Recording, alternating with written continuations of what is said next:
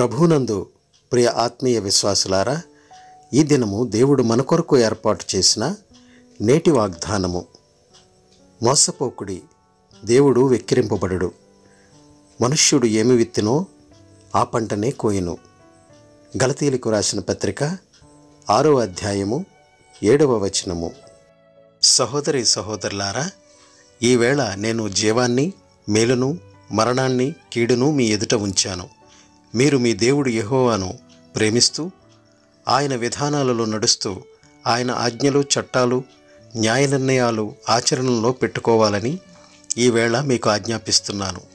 అలా చేస్తే మీరు జీవిస్తారు, సంఖ్యలో అధికమవుతారు. మీరు స్వాధీనం చేసుకోబోయే దేశంలో మీ దేవుడు యెహోవా మిమ్మల్ని దీవిస్తాడు. కానీ మీ హృదయం తొలగిపోయి మీరు లోబడకపోతే, జారిపోయి ఇతర దేవుళ్లను పూజించి కొలిస్తే మీరు తప్పనిసరిగా నాశనం అవుతారు. అది ఈరోజు మీకు తెలియజేస్తున్నాను. మీకోసం న్యాయాన్ని విత్తనాల్లాగా చల్లండి. కరుణ అనే పంట వచ్చేలా చేయండి. యెహోవా వచ్చి నీతి న్యాయాలను మీ మీద కురిపించే వరకు ఆయనను వెదకడానికి సమయం ఇదే గనుక మీ బీడు భూమి దున్నండి. ఎలాంటి సందేహానికి తావు లేకుండా దీన్ని జ్ఞాపకం ఉంచుకోండి. దేవునికి ఇతరులకు ఇవ్వాలన్న మనస్సు కొందరు పేదలకు ఉండదు. కాబట్టి లౌకికంగాను ఆధ్యాత్మికంగాను కూడా వారు పేదలుగా ఉన్నారు, పేదలుగానే ఉండిపోతారు. ధారాళంగా ఇచ్చి అభివృద్ధి పొందినవారు ఉన్నారు. ఇవ్వవలసిన దానికంటే తక్కువ ఇచ్చి దరిద్రులైన వారు ఉన్నారు. ఔదార్యం గలవారు వర్ధిల్లుతారు. నీళ్లు పోసేవారికి ఎవరైనా నీళ్లు పోస్తారు. దౌర్జన్యాన్ని నాటేవారు కీడు అనే పంట కోయవలసి వస్తుంది. వారి దుడ్డుకర్ర లాంటి కోపం అంతరిస్తుంది. ఇతరులను దయచూచేవారికి ఆశీస్సులు కలుగుతాయి.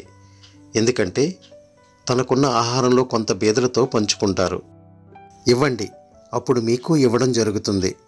మంచి కొలత, గట్టిగా అదిమి కుదించి పొర్లిపోయేంత కొలత మీ ఒడిలో పోస్తారు. మీరు ఏ కొలత ఉపయోగిస్తారో ఆ కొలతే మీకు ఉపయోగించడం జరుగుతుంది. అనుగ్రహింపబడిన ఈ వాగ్దానం నిమిత్తము ప్రార్థన చేసుకుందాం. మహాపరిశుద్ధుడా, మా ప్రియ పరలోకపు తండ్రి, నీవిచ్చిన ఈ వాగ్దానమును బట్టి నీకు వేలాది స్తోత్రములు, వందనములు. తండ్రి, నీ వాగ్దానంలో మీరు ఎంతో మంచి సందేశాన్ని మీరు మాకు అనుగ్రహించున్నారు. మోసపోకుడి, దేవుడు వెక్కిరింపబడడని. తండ్రి, నీవు వెక్కిరింపబడే దేవుడు అయితే కాదు. మా ప్రభో, మా ఎడల మీకు కలిగి ఉన్న ప్రణాళిక తండ్రి అతి అభిమానంతో కూడుకుని ఉన్నది. మాపై దయాజాలితో కూడుకుని ఉన్నది. మా ప్రభువా, మనుష్యుడు ఏమి విత్తినో ఆ పంటనే కోయినని మీరు సెలవిస్తున్నారు. మా ప్రభో, నీ వంటి దయా జాలి గుణాలను మేము కలిగి ఉన్నట్లయితే అదే దయా జాలిని మేము నాయన పొందుకుంటాం. క్రూరమైన మనస్సు తండ్రి, కాఠిన్యమైన నాయన హృదయం కలిగి ఉన్నట్లయితే మేము తిరిగి అదే రీతిగా మేము మా ప్రతిఫలాన్ని పొందుకుంటామని మీరు సెలవిస్తున్నారు. తండ్రి, నీ బిడ్డలుగా మేము నీ దయ, నీ జాలి, నీ కృపలో మేము జీవిస్తున్నాం. అదే సుగుణాలను ఇతరుల ఎడల మేము చూపించే విధముగా మా జీవితాలను, మా యొక్క నడవడికను నాయన నీ ఆధీనంలో ఉంచుకునండి. మా ప్రభు, మేము మంచి పంటను కోసేవారముగా నాయన మంచి ఫలాలను అనుభవించేవారముగా ఉండుటకు సహాయం దయచేయండి.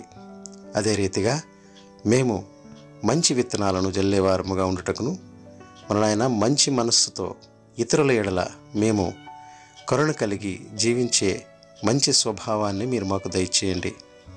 ఈ కృపా సన్నిధి ఎల్లవేళలా ఈ వాక్యం వింటున్న ప్రతి ఒక్క బిడ్డపైనను మా అందరిపైన ఉంచి నడిపించమని మా ప్రభువును ప్రియరక్షకుడైన యేసు వారి దివ్యనామమున అడిగి వేడుకొనుచున్నాం తండ్రి. ఆమెన్.